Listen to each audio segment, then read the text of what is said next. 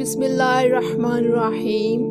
سورہ بقرہ آیت نمبر 141 کی ٹرانسلیشن آج ہم کریں گے، اور الحمدللہ سورہ بقرہ جو ہے وہ تقریباً آدھی ہو چکی ہے۔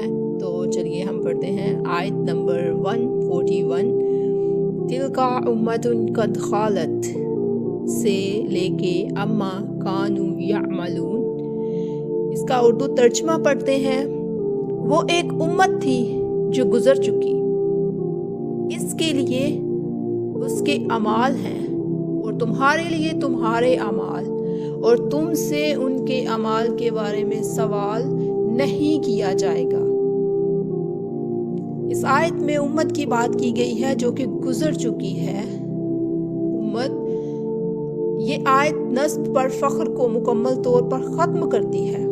یہودی کہتے تھے کہ ہم ابراہیم علیہ السلام کی اولاد ہیں، اس لیے نجات یافتہ ہیں۔ اللہ فرماتا ہے کہ جو پچھلی امتیں گزری ہیں نا، وہ گزر چکی ہیں، ان کے جو اعمال تھے وہ ان کے ساتھ تھے، اور جو تمہارے اعمال ہیں وہ تمہارے ساتھ ہوں گے۔ تمہارا حساب تمہارے اعمالوں سے لیا جائے گا، نہ کہ ان کے اعمالوں سے۔ قیامت کے دن نہ کوئی باپ کام آئے گا، نہ دادا، نہ نبی کی نسبت، صرف ایمان اور عمل نفع دے گا جو تم نے کیا ہوگا، نہ کہ تمہارے باپ داداؤں یا پھر انبیاء کرام نے جن سے تم خود کو نسبت دیتے ہو۔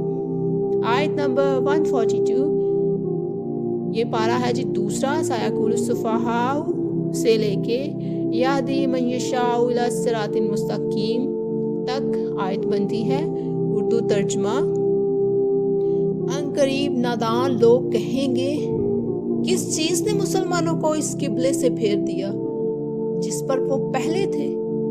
کہہ دو مشرق اور مغرب سب اللہ ہی کے ہیں، وہ جسے چاہتا ہے سیدھے راستے کی ہدایت دیتا ہے۔ اس آیت کی تفسیر: یہ آیت قبلہ کی تبدیلی کے پس منظر میں نازل ہوئی۔ جب قبلہ کی تبدیلی ہوئی تھی تب یہودی مسلمانوں پر طنز کرتے تھے، پہلے بیت المقدس کی طرف رخ، پھر کعبہ کی طرف۔ اللہ جواب دیتا ہے، قبلہ بذات خود مقصد نہیں، اصل مقصد اللہ کی اطاعت ہے۔ جو اللہ کے حکم کے آگے جھک جائے وہی ہدایت پر ہے۔ اعتراض کرنے والے سفہاء یعنی ناسمجھ ہیں۔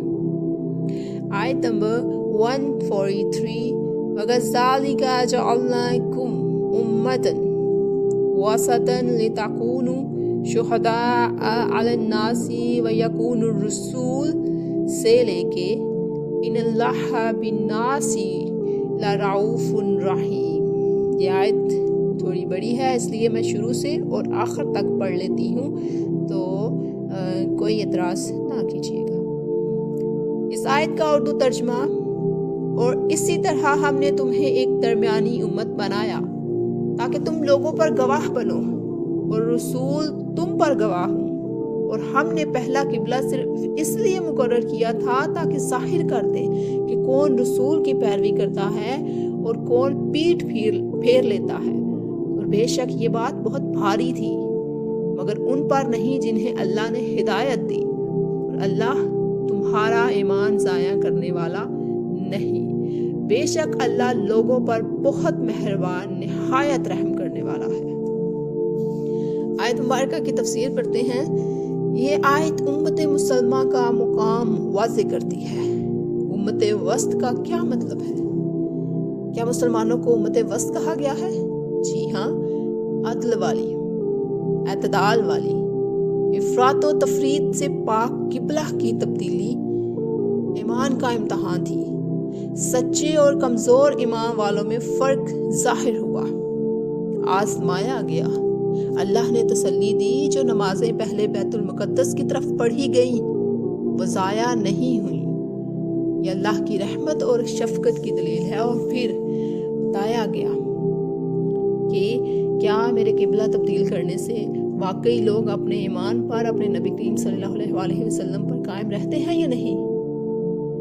آیت نمبر 144، قَدْ نَرَىٰ تَقَلُّبَ وَجْهِكَ فِي السَّمَاءِ سے لے کے وَمَا اللَّهُ بِغَافِلٍ عَمَّا يَعْمَلُونَ۔ اس آیت مبارکہ کا ترجمہ اردو پڑھتے ہیں۔ ہم آپ کے چہرے کو آسمان کی طرف بار بار اٹھتے دیکھ رہے ہیں، تو ہم ضرور آپ کو اس قبلے کی طرف پھیر دیں گے جسے آپ پسند کرتے ہیں، بس آپ اپنا رخ مسجد حرام کی طرف کر لیجئے اور تم جہاں کہیں بھی ہو اپنا رخ اسی طرف کرو۔ اور اہل کتاب خوب جانتے ہیں کہ یہ حکم ان کے رب کی طرف سے حق ہے اور اللہ ان کے اعمال سے غافل نہیں۔ تفسیر: یہ آیت نبی صلی اللہ علیہ وآلہ وسلم کی دل کی خواہش پوری ہونے کا اعلان ہے۔ آپ صلی اللہ علیہ وآلہ وسلم چاہتے تھے کہ قبلہ ابراہیم علیہ السلام کے گھر کی طرف ہو۔ اللہ نے یہ شرف انہیں عطا فرمایا۔ اہل کتاب جانتے تھے یہ حکم حق ہے، مگر ضد میں ماننے سے انکاری تھے۔ آیت نمبر 145: وَلَئِنْ أَتَيْتَ الَّذِينَ أُوتُوا الْكِتَابَ بِكُلِّ آیَةٍ مَا تَتَّبِعُوا قِبْلَتَكَ سے لے کے إِنَّكَ إِذًا لَمِنَ الظَّالِمِينَ۔ اس کا اردو ترجمہ: اور اگر آپ اہل کتاب کے پاس ہر نشانی بھی لے آئیں تو وہ آپ کے قبلے کی پیروی نہیں کریں گے، اور نہ آپ ان کے قبلے کی پیروی کرنے والے ہیں، اور نہ وہ آپس میں ایک دوسرے کے قبلے کی پیروی کرتے ہیں، اور اگر آپ علم آ جانے کے بعد ان کی خواہشات کی پیروی کریں تو یقیناً آپ ظالموں میں سے ہو جائیں گے۔